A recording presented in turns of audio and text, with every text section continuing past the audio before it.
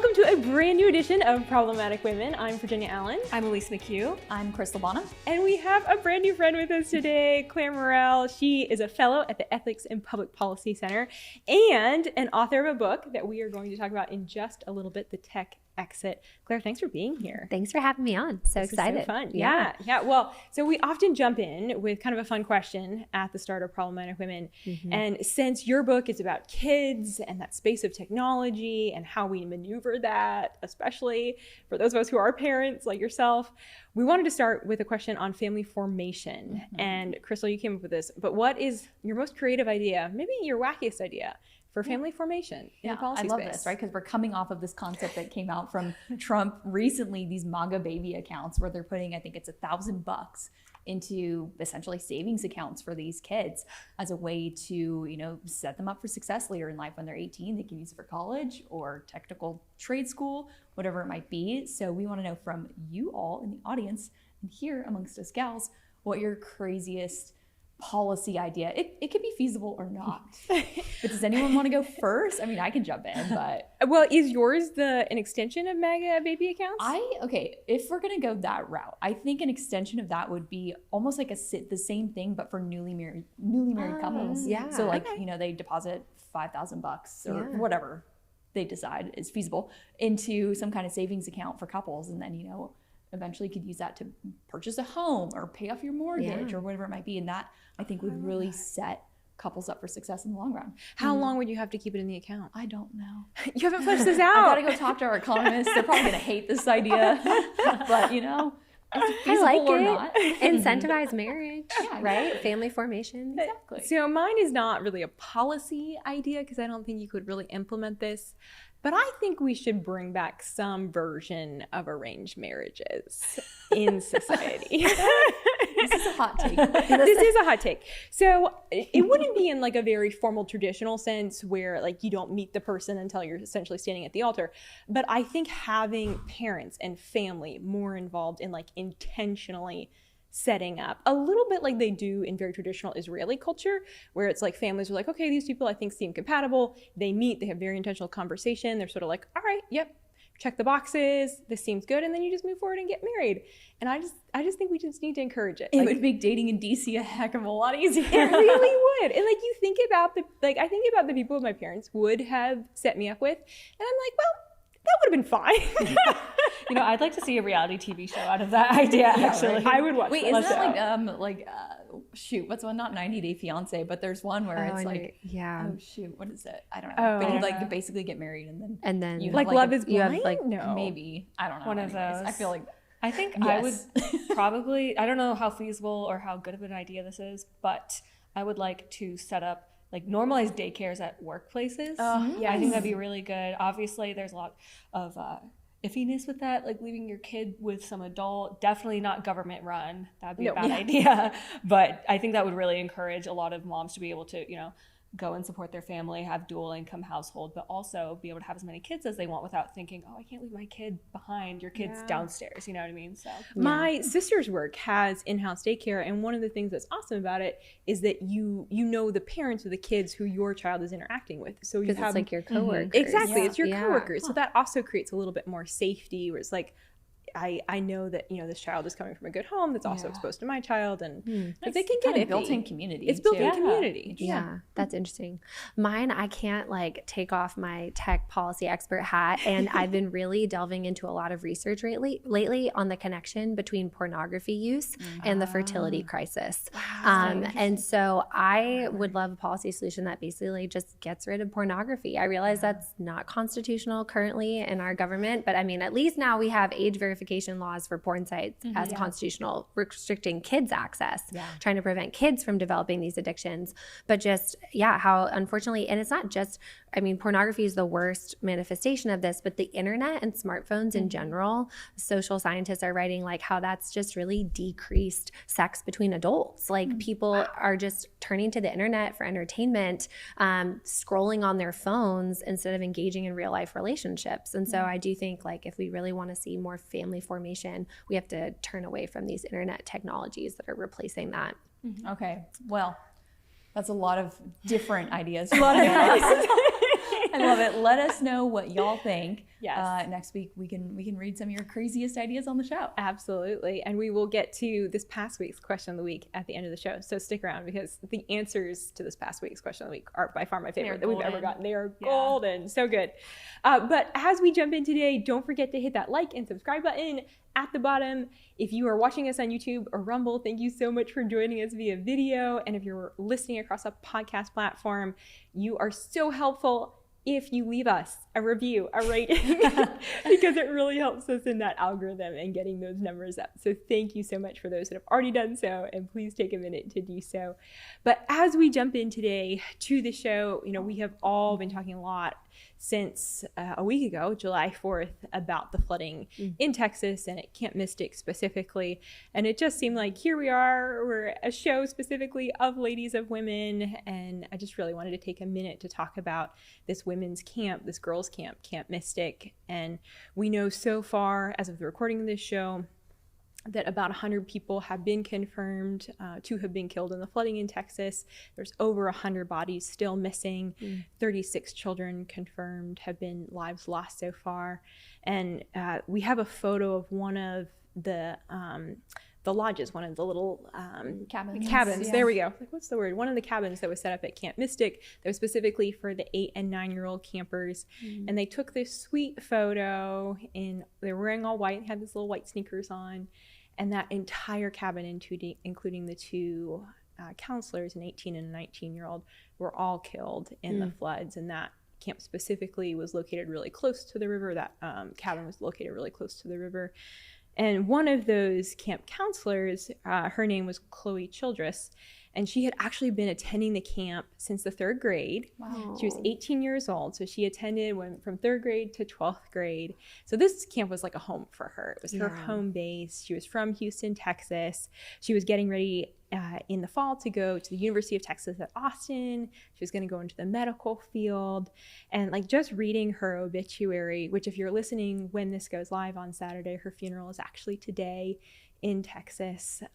But she sounds like an amazing person. She had all these beautiful aspirations.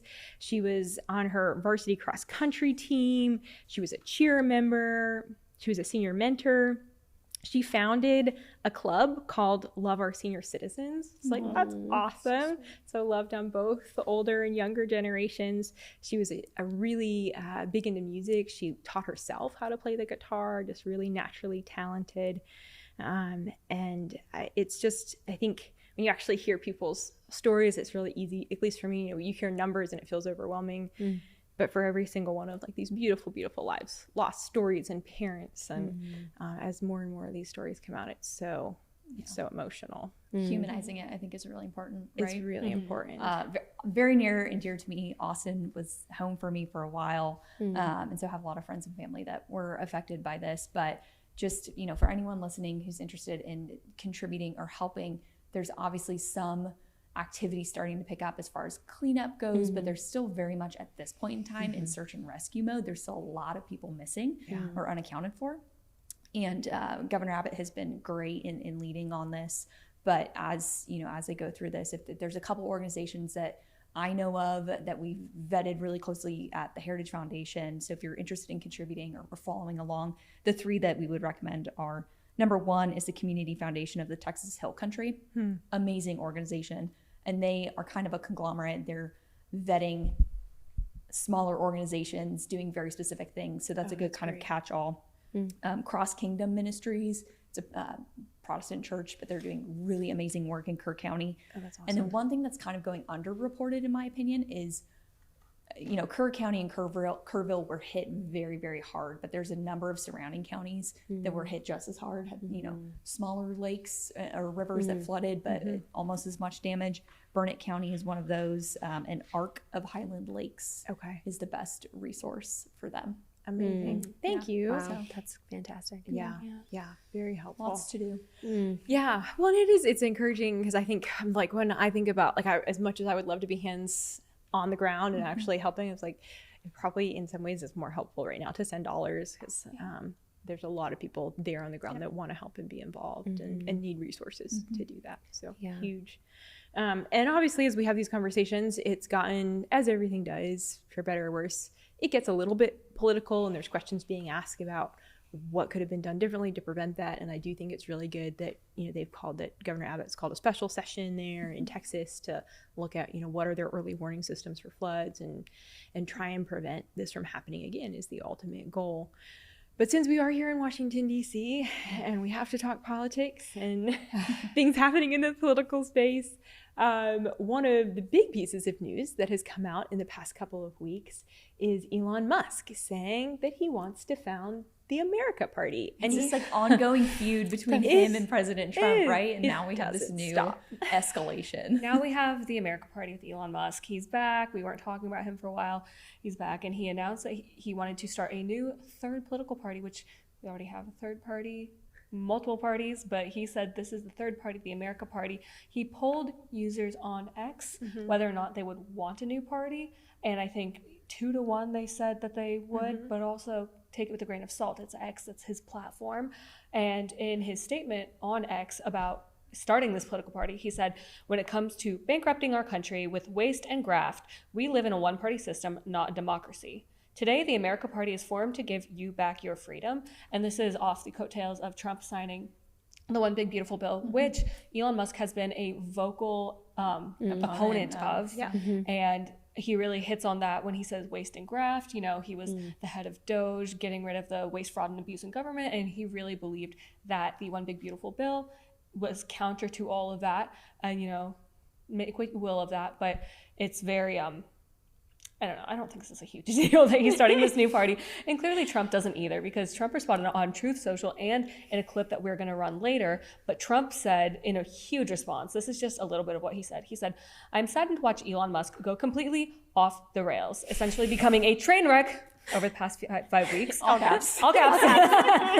He even wants to start a third political party, despite the fact that they have never succeeded in the United States. The system is not designed for them. And here's a clip of Trump responding to the creation of the America Party. Your reaction to Elon Musk starting a third party? I think it's ridiculous to start a third party. We have a tremendous success with the Republican Party. The Democrats have lost their way, but it's always been a two-party system. And I think starting a third party just adds to confusion. It really seems to have been developed for two parties. Third parties have never worked. So he can have fun with it, but I think it's ridiculous. So, as he said, it's ridiculous. He kind of was belittling it, saying like, "Oh, you can have fun with this," but it's not going to work. And go talk to Ross Perot and see how that worked out. I'm also skeptical that it's really even going to be a thing. I mean, he's saying that, but I feel like, as you were saying, Crystal, it's just like escalating this feud. I feel like it's just a ploy that he's making just to honestly get Trump riled up. And we'll just see what actually happens if it comes to fruition or not. And I truly believe that we already kind of have an America Party. That's the MAGA movement. It's not an official party, but if Elon is trying to take aim at like the Uniparty or something like that, that's what the MAGA movement served. If you weren't for, warmongering, forever war, Republicans who are sterilizing children. Exactly. Or but if you weren't sports. Exactly. If you weren't for either of those, you had this MAGA movement that was like, hey, Trump's a billionaire, but he's answering your questions and he's delivering on his promises. So still feels like a man of the people. Yeah. What did you think about the American Party? I think I'm with you all. I don't think it's actually going to take off. I wouldn't be surprised if it's a bit of a thorn in the side to the GOP. And you can't underestimate for one, you can't underestimate Elon Musk, and you can't underestimate the billions of dollars that he has. So if he decides to go all in, he could really become a headache to the GOP. That's for sure. I don't know that he'll want to go all in, because ultimately it's a distraction for him. His main goal is getting to Mars. And Elon, don't lose sight of this. Live your dream. Building your businesses. Go to Mars. Your lane. Exactly. Stay in your lane. He's so great at what he does. He's so brilliant. But on policy and politics, I mean, some of the stuff has been great, but I think he learned a lot in Washington. Yeah. But Washington D.C. doesn't work like a business. It's not efficient like it's business. gonna frustrate you. Yeah. And I think Trump's really learned how to toe the line between running D.C. like a business with some of the actions and ways and means that he goes about, getting change done, and learning how to be a politician. We've really seen him come into his own as a politician, not just a businessman running America over this Trump 2.0 era. So I'm excited to see how Trump and his administration respond to this, if it's even a real threat. But it's funny to watch regardless. And speaking of really funny things that are happening, I don't know if you guys read this article published by the Washington Post. This is real. Let me read you the headline. It says, "I'm a clown. Donald Trump is not one of us." Basically, the Washington Post did a feature on a professional clown, and he was talking about the craft of clownery. It's very serious work. He says that it takes a lifelong effort of practice and artistry, training. Yeah. And I just want to read some funny quotes from this. You know what? He did make me laugh. Maybe he is a real clown. "Real clowns bring joy to the world, not chaos to Washington." Next quote. "Our joyful work has been diminished into an insult. Every election season, the word clown resurfaces to compare tumultuous Washington politics to a circus." And my favorite one. "Let's find a better metaphor to despise and depose fascism. Keep clown out of Trumpian comparisons, and for that matter, all politics." I don't know, maybe he has a point. Maybe. I kind of wonder, what is his take on, clowns being featured in horror movies and stuff? Because that seems like a greater insult to the clown industry as a whole. Yeah. I just feel like the whole thing was way overblown. I think everyone realizes that colloquially the term clown is used to describe something silly or foolish. And obviously that's how people have been using it, slinging it as an insult against Trump. Yeah. So the fact that that's an insult to his craft as a clown, I felt was a bit much. Yeah. So I don't know about y'all, but growing up, anytime there were I was terrified of clowns. Oh, yeah. So, no, nothing to do with this. I'm already against clowns because of that. Yeah, but it just personal bias. It just goes to show, on the more serious fronts with the way that they spin and propagandize everything, to the op-eds that they're deciding to run, the mainstream media is really flailing right now. And it is funny to read sometimes. So I wouldn't discredit them and stop reading them outright, because you get clown articles like this. That's an article where you read the headline and you're like, is this Babylon Bee or is this real? Love that it's real. Well, one of the big issues that surrounds Washington, D.C., especially right now, and gosh, was a major issue in the Big Beautiful Bill, is that of tech policy. And we're living in this world of AI and smartphones. And, I did a quick Google search on how do smartphones affect kids? Everyone and their brother has done a study on this, because everyone wants to know. Everyone wants to know, how is this issue actually affecting kids? So you have, the think tanks that are looking at this issue. You have, the government that's looking at this issue. And you, Claire, have just written a book on this issue. Yes. As a mom, was that your inspiration? Because you have 3 kids. Did you look at them and say, okay, I need to kind of figure out the solutions as a mom to this? What was the driving force? Yeah, no, it's a great question. I think it was both my experience in the tech policy space, because I would often give public lectures, talks about these are the changes we need in the law. And I would have parents come up to me afterwards and say, that's great. I would love for Section 230 to be reformed, or I'd love for these. Explain what Section 230 is. Go fast. Section 230, for those who aren't as familiar, is the law that governs the internet. It was passed way back in 1996. This is well before social media. And the idea was just to give these companies, online platforms, protection from liability for third-party content that they host, which made sense. The original intent of the law makes sense. Okay, you're not liable if there's something on your website that somebody else posted for any harms caused by that content. But the law has been overexpanded by the courts. And so what has happened is it has meant that social media companies have had zero legal liability whatsoever, that parents whose kids are harmed by these technologies, from the product design of the companies, there are dangerous algorithms that fed up a blackout challenge to their daughter in her feed, their lawsuits are thrown out because the courts say, well, Section 230 protection, they can't be held liable. reliable. So it's been really problematic because typically in our society, the way that we hold businesses accountable from not harming consumers with their products has been litigation. And that's been just completely blocked when it comes to the tech companies. So my work on the front lines with tech policy just led me to interact with a lot of parents who are just desperate for advice for their own kids. You know, they can't wait for Section 230 to be reformed. They're like, what do we do? And my research had convinced me that I was not going to give smartphones and social media to my own kids. But as you mentioned, I'm a mom of 3. They're all young. They were all 5 and under. And so I hadn't navigated the pressures of the teen years that these parents were relaying to me. And so I really set out, I had this hypothesis that a smartphone-free childhood was necessary, but I really wanted to know if this was possible. And so this book is the result of doing interviews with dozens of families who actually have successfully raised kids free of smartphones and social media, even through the teen years, because I feel like often people say, okay, wait until 8th grade, but no, this is like through the teen years till adulthood.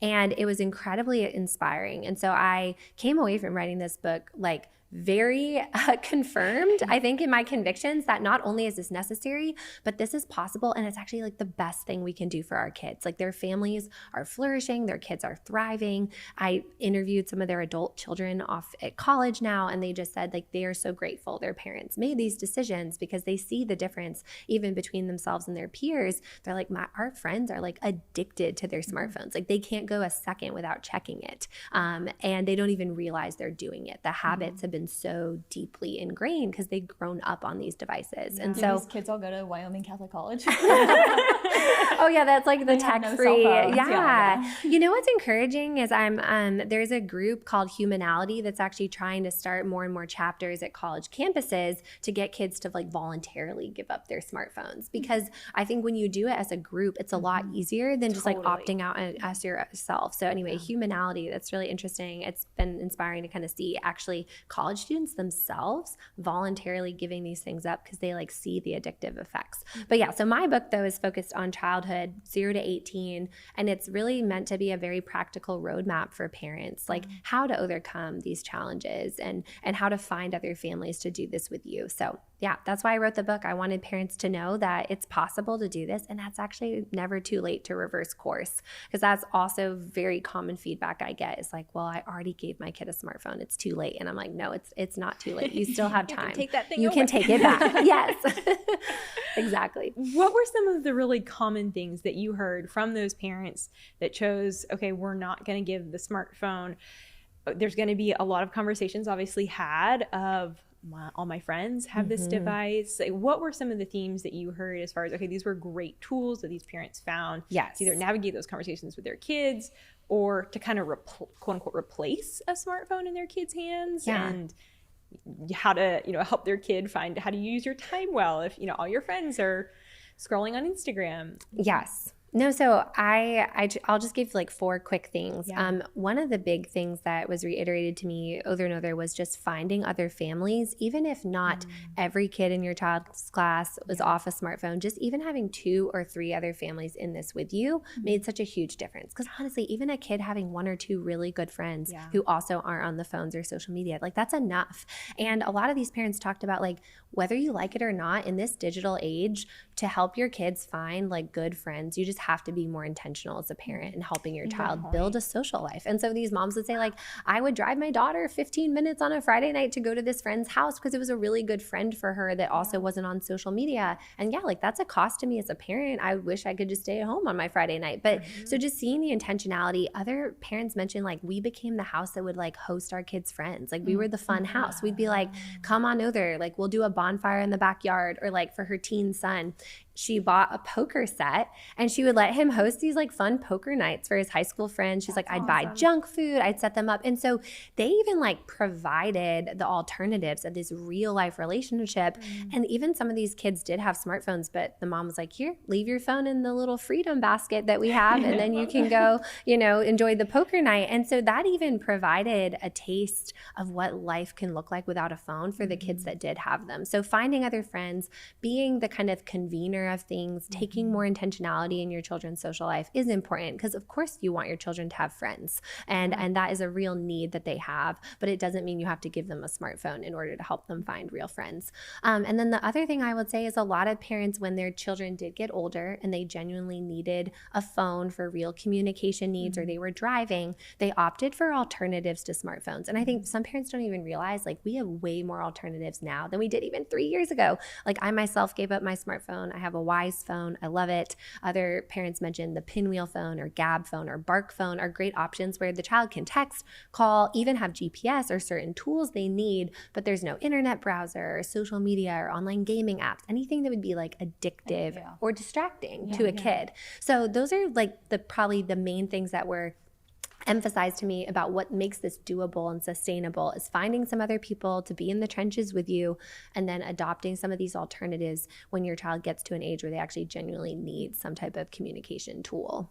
I feel like that bit of advice about, you know, creating the environment in your own home honestly like translates to all of us, right? 'Cause I don't have kids, but I've been dealing with this a lot over like the last 6 to 8 months. I've talked about it on the show with you girls a lot, where I'm like, I just feel like I'm a very active person. Like, I love being outside, like I have hobbies and whatever, but there was this point where I was like, I'm just going home and working. Like, I'm sitting on my couch on my computer, or doom scrolling or watching TV like nonstop. And so I started booking hobbies for myself like nearly every single day of the week. Now I like have something going on, which is exhausting, but I'm like, I have tennis on Wednesdays. I ride my horse twice a week. Like, I have like all these things where I'm I'm outside. I love your horse pictures, FYI. No, you're like providing the alternatives for yourself so that you don't just default to the phone or the computer. And it's kind of the same thing with like working out, right? Where it's like, if I just say like, oh, I'll work out or whatever, it's probably not going to happen. But if I book a class, there's that accountability. You're like, I will go. So I'm like, it's on my schedule. It's on my calendar.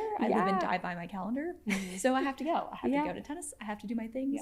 And it's a good distraction from just the doom and gloom of being online all the time. Well, that's amazing. My question for you is, for context, I think iPhones came out when I was 5 years old. Wow. So, wow. Sorry. Same. So I can't remember a time when your personal device wasn't a piece of entertainment as much as it was just a practical, you use this to call your parents to pick you up for GPS. Wow. And I do remember very distinctly using my mom's iPhone in 4th grade to Snapchat my one friend who had it. And then in middle school, everybody had Instagram, Snapchat, YouTube. And that was honestly such a huge part of socialization for us. And there were a few people who didn't have phones. Their parents didn't let them. They're probably better off than I am today. But they felt so excluded because all these conversations would happen after school, even during school, talk about things, memes that you would see. So it was very hard for them, I would say. So what, as a mom, do you say about like sending your child into that environment where they might be left out of a lot of stuff?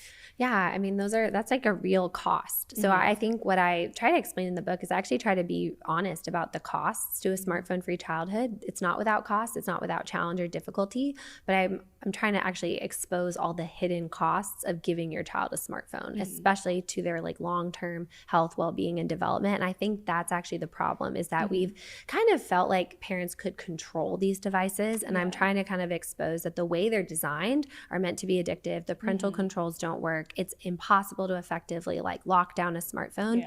And I think you might think your child is safer sitting inside the house, like scrolling on their phone, than going outside and riding their bike where maybe a stranger could encounter them, but it's the opposite. And so to the real challenges, I think again, like trying to find other families is just very helpful. So your kid's not the only one. Another dad mentioned to me that he actually found that their decisions to not give those technologies to their kids were very friend filtering, that they actually found their real friends faster, because if the kid wasn't going to talk to them because they weren't on the Snapchat app, he's like, that's not a real friend. But a lot of their friends did have the tech, and they just were willing to accommodate their differences. They would call them or text them on their dumb phone if the friends were doing something, because they're like, oh, well, you're not on the Snapchat chat, so hey, we're getting together at so-and-so's house. And so I even interviewed this grown kid off in college, and I asked him, I was like, did you feel like left out of things? Because he said his soccer team all had some group app, and he was like, no, my friends like would call me and let me know what was happening because I wasn't on the apps. And he's like, yeah, I probably missed some inside jokes at school when they would talk about the latest reel that went around TikTok. And he's like, but I don't really feel like I missed that much because honestly, I feel like a lot of the stuff that goes around is pretty much nonsense. It's I mean, forgettable. inappropriate at worst and then like foolish at best. And so I think that there are ways for you as parents to help kind of mitigate those costs, but then also actually helping your kids understand like this is even a sign of like true friendship is whether or not people are going to be friends with you because you don't have these things, just like we accommodate other differences. The last thing I will say is I'm encouraged on a policy level that the smartphone bans going around schools and school districts are changing some of that it's actually protecting the entire school day from the influence of texting or social media apps, that they're actually forced to socialize with each other in person. And that helps the kids who aren't on the phones or the social media apps. Like even if some stuff's happening outside the school day, at least the school day is protected for them to actually be in real life with each other. So I'm hopeful for at a policy level, schools helping parents in this way. Yeah, I think that's really critical. What do we know about the costs? Like I said, there's so many studies. I stumbled upon one from Conway Medical Center that said various studies show that reliance on devices may hinder children's ability to learn and regulate their emotions, which is like, that's wild. Yeah. But what do we know about the actual effect on the brain, long-term effects on mental development? Okay, there's so much I could say because as you just mentioned, there's like a litany of research. Yeah. But the short ways I would summarize it is that a child's developing brain is much more susceptible to these effects than adults. And that is because the tablets, the smartphones, social media, it releases dopamine in the brain every time you watch a new video or you get a like or you get a new follower, or you post something.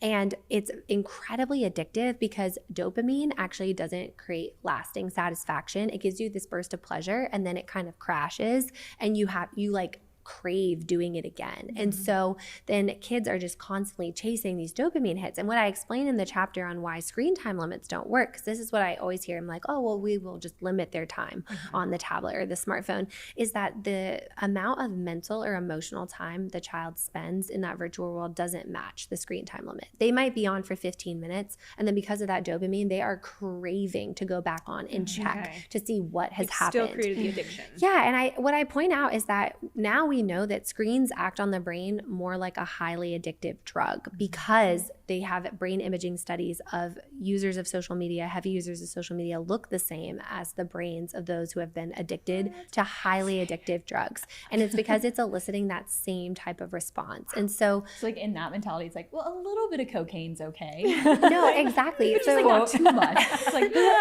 no, and I try to point that out. I'm like, we don't have this approach to other like really addictive things that are inherently addictive. We don't put time limits on it. We're just like, no, you're not going to smoke cigarettes or drink alcohol or do heavy drugs because it is inherently addictive to you. And so I kind of explained we've had a metaphor problem as a culture, treating screens kind of like sugar. Oh, just enjoy it in moderation when they're more like digital fentanyl. And then on the young children thing, like handing the tablet to the toddler, more and more studies are showing it hinders their ability to self-regulate their own emotions, to develop self-control and impulse control. And part of this is because the effects I'm mentioning of dopamine means that kids are living in this limbic part of their brain, which is their like social reward kind of processing center.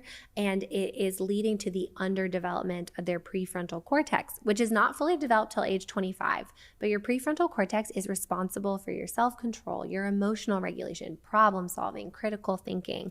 And that just gets really stunted because their brains are over-relying on this kind of dopamine. And that's the part of the brain being overstimulated. And like the neural pathways are being formed more there. It's like deeply habit forming, but it's underdeveloping the most important part of our brains. Even like personality development is in the prefrontal cortex. And a lot of parents said like they felt like when they gave their children the tablet, they like it kind of flattened their personality. Like it was very numbing. Like they just really just wanted to be on the screen. They didn't want to do anything else. Like, yeah. And it really does desensitize kids to the pleasures of the real world. Like those things actually start to feel more boring or mundane to them.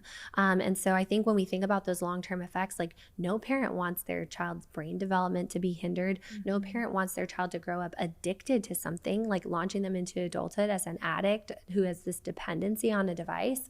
And I think that the more than we kind of help parents understand this research, they can see the cost for themselves and then hopefully hopefully make the decision that I'm encouraging them to, which is to really leave smartphones and tablets out of childhood. Yes.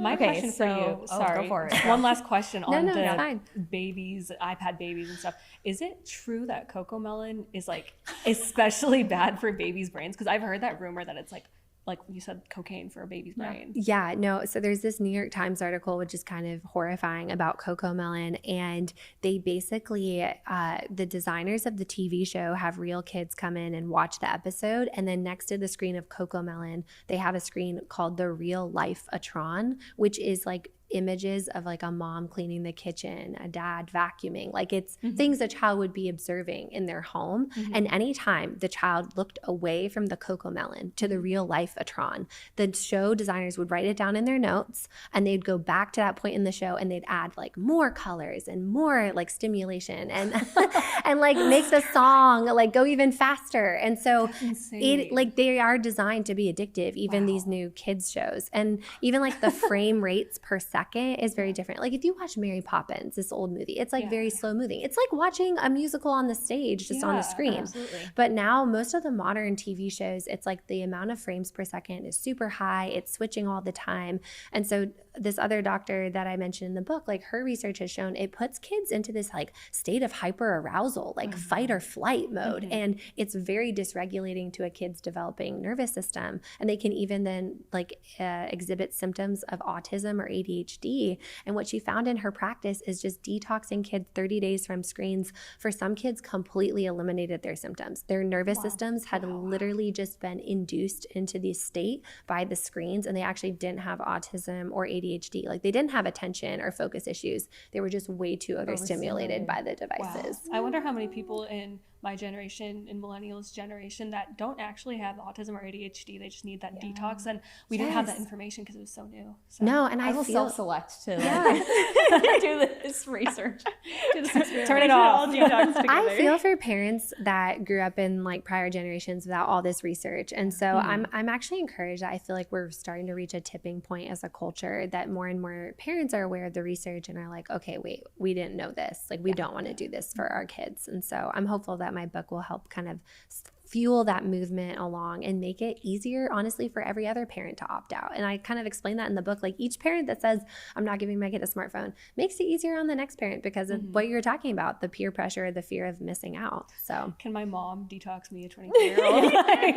Is it too late? With you, it's never too late. Honestly, a digital detox is great for adults. Like they've done studies on just young people 18 to 25 going for 2 weeks without their smartphone, and like their mood improved and their sleep was better and they had better focus. And so I think like a detox is appropriate for anyone at any age at any time, can only be helpful to reset our nervous systems and our brains. Rehab for literally digital devices. Put me in a straitjacket so I can't scroll. Okay, so the book is The Tech Exit, a practical guide to freeing kids and teens from smartphones. My final question as a transition into our kind of fun pop culture time is I'm about to go on a 10-day trip to Europe, which means long flights. Yeah. So I can knock this out in one flight. Yeah. Do you have suggestions on any other books in this realm? Oh, yes, that's a great. Okay, if for adults, I really like this short little book called How to Break Up with Your Phone by Catherine Price. I actually like recommend it in the appendix. So if you're looking for strategies to break your own phone addiction, even as an adult, she has just super helpful tips like deleting apps or putting apps in folders, putting your phone in grayscale. And she even like has a 30-day plan to like wean you off your smartphone and like to help you notice things. Like she has a whole thing like you can journal and notice these things in yourself. So I think for adults, that's probably like the most like practical resource to go with my book. Amazing. And where can people order the book? Yeah, thetechexit.com, and you can buy it from there. Links wherever books are sold, Amazon, Target, Barnes & Noble. And on the website, I actually have 2 resources to go with the book. So I actually have a discussion guide. You can just download it as a PDF so that parents and young people, whoever, could actually read through the book together and discuss it. Because I think, like we're talking about, a lot of this, the collective solutions are really helpful doing it with other people. And so I wrote that discussion guide guide to accompany the book. And then for parents in particular, I also have a resource of like practical tips of screen-free activities to do with your kids, ideas for different ages, because every parent is tired, feels lacking in creativity to come up with what they should do today. And so I just have that little practical tip sheet, especially if you're trying out a screen detox, as I recommend in the book as like the first step. I think that sheet will just give you some ideas to help you do that. And that's the techexit.com. Techexit.com. Easy enough. Easy. Love it. Absolutely love it. Well, Crystal, you are about to take a trip, as you said. Woo. And congratulations, because when you take this trip and when you walk through TSA, you will no longer have to take your shoes off. Praise God. No dogs out. I mean, I've had TSA pre-check for a while, right? So like, it's not that big of a thing. But I saw that came out, that TSA finally announced It's a big deal. no more taking your shoes off. Yeah. You just experienced this. I did. So on Monday, I was flying back from Montana. I went to Glacier National Park, 10 out of 10. Beautiful. Highly recommend. It was insane, crazy. And I was flying back Monday morning, and as they were all like, oh, no, you don't have to take your shoes off. And I was like, oh, I guess this is a really small airport or something. They just have different rules. And then come to find out, nope, the entire country, we've been freed. You can keep your shoes on. It feels like a victory, because like you have to rationalize like what shoes you're gonna wear, and you either like, okay, I'm gonna wear tennis shoes and I have to deal with the laces, but if I wear sandals, then I have to have my bare feet on the floor and like to pack the tennis so shoes, it takes up a lot of space in your suitcase. It's just not good. It's a journey. In the winter, you can't wear sandals. Yeah, in the winter you that's can't wear just a whole thing. sandals. So I got Birkenstock clogs, which I mean, they're very practical, but they do look like potatoes. And that was because of the TSA thing. And then I got pre-check, so that's $200 down the drain. should have. I don't even need it. Now But I don't need to do it. another thing that I'll be celebrating is apparently, at least you'll have to color this in for us. Your generation is off the rails. Yeah, they are. Apparently, what I'm doing is not taking a vacation. It's a micro retirement. A 10-day micro retirement. 10-day micro Congratulations. We should have a If only I party. could actually retire. Can you just send off for me? I don't feel like they know what that term actually means. Do you understand what retirement means? Like retiring from work. This is what you do when you're finished with your career. So I Micro sabbatical? I don't know. Well, the article on it was really interesting. There's a whole article written about Gen Zs referring to this thing as micro retirement. But as they're going through it, they like interview a Gen Zer who has his own company, and he's like, "Yeah, I take a micro retirement for 2 weeks every 6 months."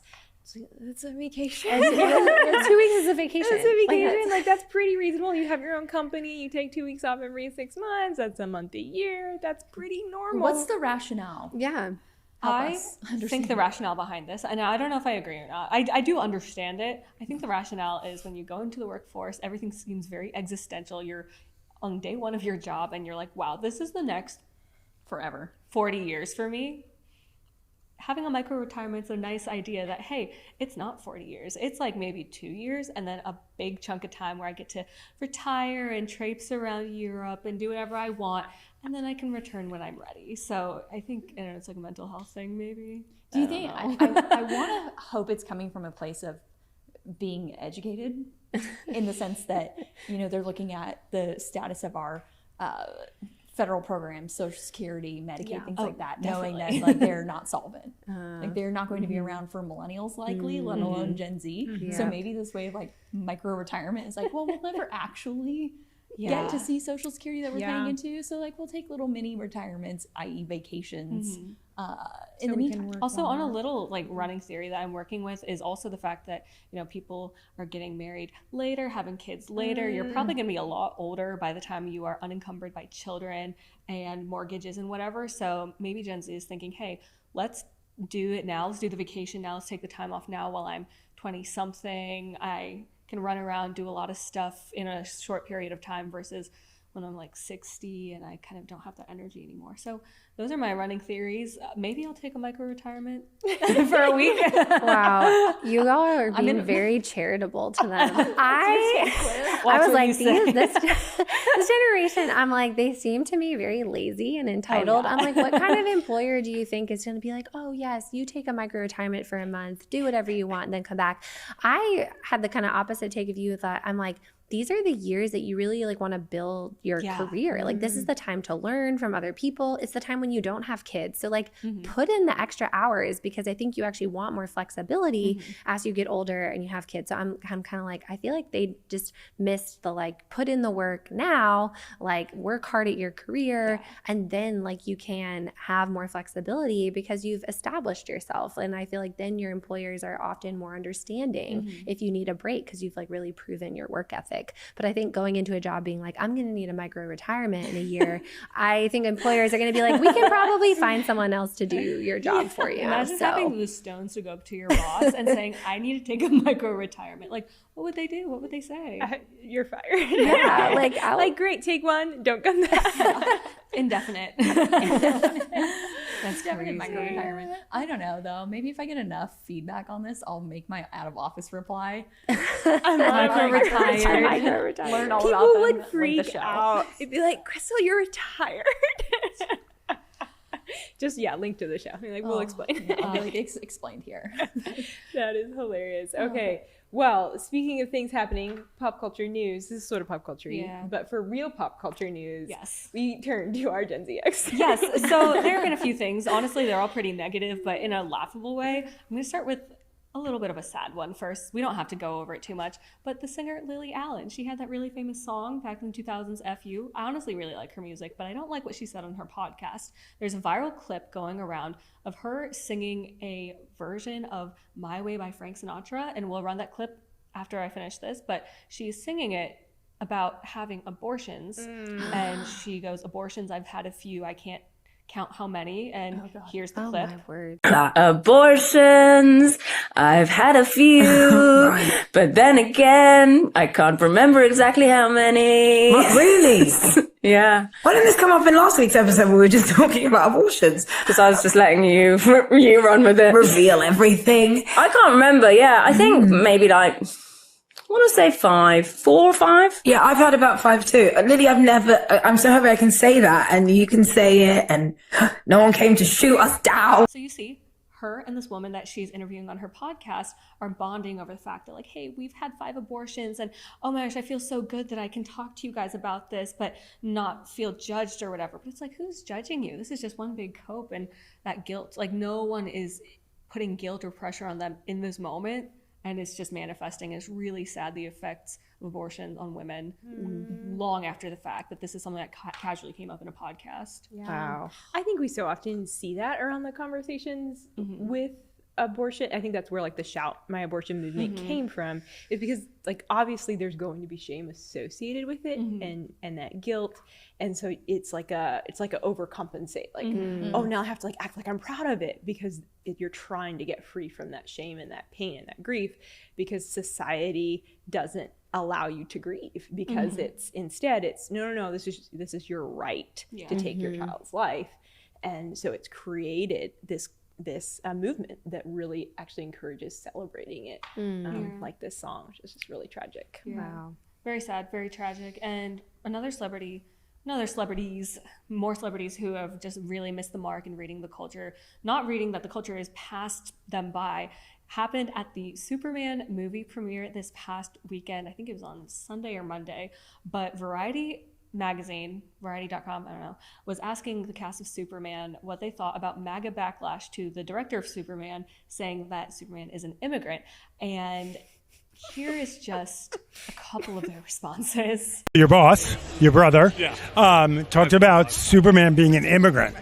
And now MAGA is already upset that he's called Superman an immigrant. I wanted to get your reaction.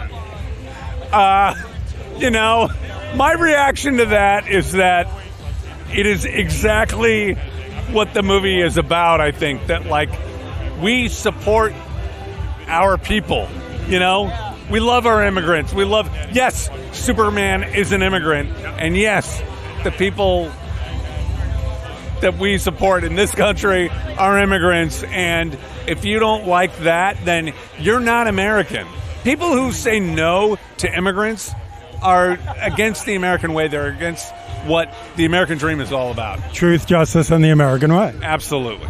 Yeah. So as you can see in that one clip of Sean Gunn talking about this, he's not even giving a coherent answer. He's just like, well, Superman's an immigrant because he's not from here, and we love our immigrants, and if you don't like immigrants, you're not an American. And I'm like, if you were going to be asked this question, which you knew it was coming, you should have prepared a little bit better. And it's just kind of ridiculous that this is what this movie is being conflated into, because I thought we left that behind.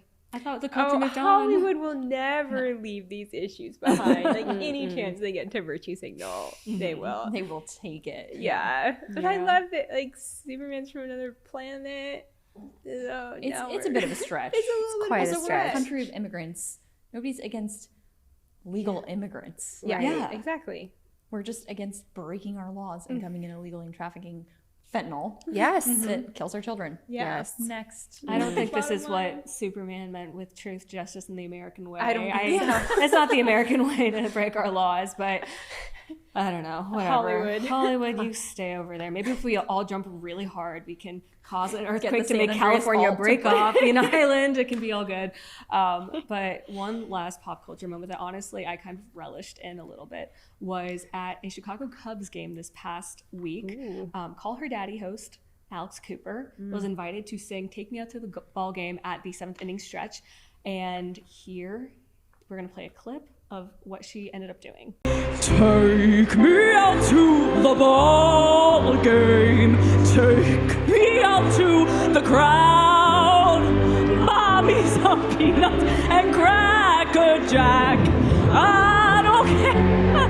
Never come back. So let's root for the Cubbies. If they don't win, it's a shame. So it's 1, 2, 3 strikes, you're out at the old ball game.